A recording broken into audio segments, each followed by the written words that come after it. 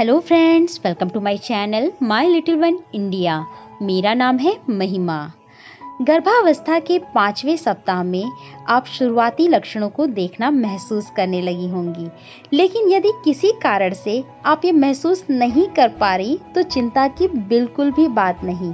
इस सप्ताह में कुछ लोगों को उल्टी, मतली या फिर स्तन में कोमलता का अनुभव होने लगता है, जबकि कुछ महिलाओं को कोई बदलाव नजर नहीं आता। बेशक आपको सबूत देखना होगा कि आपका बच्चा प्राकृतिक रूप से बढ़ भी रहा है या नहीं, फिर भले ही वह सुबह की बीमारी ही क्यों ना हो। लेकिन लक्षणों की कमी का मतलब ये बिल्कुल भी नहीं कि कुछ गलत हो रहा है। यह सब वास्तव में हो रहा है और आपका बच्चा विकास के कुछ महत्वपूर्ण चरणों से गुजर भी रहा है। आपका बच्चा अब मटर के आकार का है। आपके गर्भाशय में बहुत अधिक परिवर्तन हो रहा है। बच्चे का चेहरा बन रहा है और जल्द ही उसके हाथ और पैर भी बन जाएंगे। आपके बच्चे का सिर आकार लेने जा रहा है। आपके बच्चे के सिर ऊतकों की परत विकसित होकर जल्द ही उसका जबड़ा, गाल और ठोड़ी बन जाएगा और आपके बच्चे का चेहरा पूरा बन जाएगा। चेहरे पर छोटे बिंदु कुछ हफ्ते में बच्चे की आंखें और नाक बना देंगे। गर्भावस्था के 5वें सप्ताह में आपके शरीर में कुछ अलग तरीके के परिवर्तन देखने को मिलेंगे। इस स्तर पर आप एक क्षण में भावनात्मक महसूस करने लगेंगी, दूसरे पल में खुशहाल और अगले ही पल में कुछ और मूड हो सकता है। ये लक्षण पूरी तरह से सामान्य है, क्योंकि भावनाओं का बदलाव अक्सर हार्मोन के उलट-पुलट होने के कारण होता है।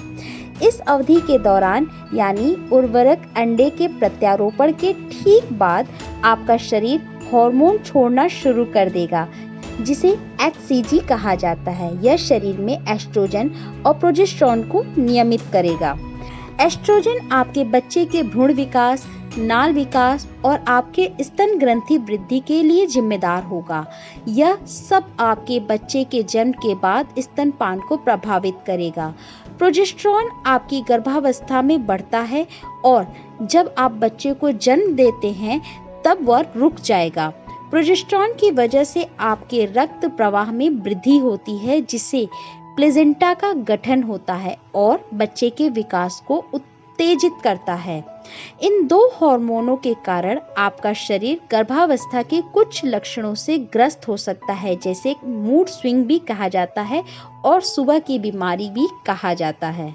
सुबह की बीमारी को कम करने के लिए आप कुछ तरीके अपना सकते हैं। इस चरण में सुबह की बीमारी सबसे समस्याग्रस्त पहलू में से एक है। इससे छुटकारा पाने के लिए आपको कम मात्रा में ही सही, लेकिन कई बार भोजन करने चाहिए। खाने के बाद लेटे नहीं और मसालेदार और चिकने खाने से पूरी तरह से कटौती करें। इसके बजाय अपने बिस्तर के बगल में कुछ ऐसा खाने को रखें जिससे आप अच्छा महसूस करती हों। थकान से लड़ने वाली युक्तियां भी आपके अंदर पनप सकती हैं। दिन के दौरान भी झपकी लें, या आपको थकान से निपटने में मदद करेगा। आपके बच्चे के जन्म के बाद भी यह बहुत महत्वपूर्ण पहलू होता है। रात में जल्दी सोने की आदत डालें और कैफीन छोड़कर दिन के दौरान बहुत सारे तरल पदार्थ लीजिए, जो कि आपकी ऊर्जा को बढ़ा सकता है। कब्ज से लड़ने के लिए तरल पदार्थ का सेवन बढ़ा दीजिए और दिन भर में कम से कम 10 ग्लास पानी जरूर पीजिएगा। ध्यान देने वाली बात यह है कि धूम्रपान और अल्कोहल पीने की आदतों को पूरी तरह से छोड़ दीजिए और लगातार पेशाब करने से निपटना है तो स्पेशली रात को सोने से पहले बहुत ज़्यादा तरल पदार्थ बिल्कुल भी ना लें।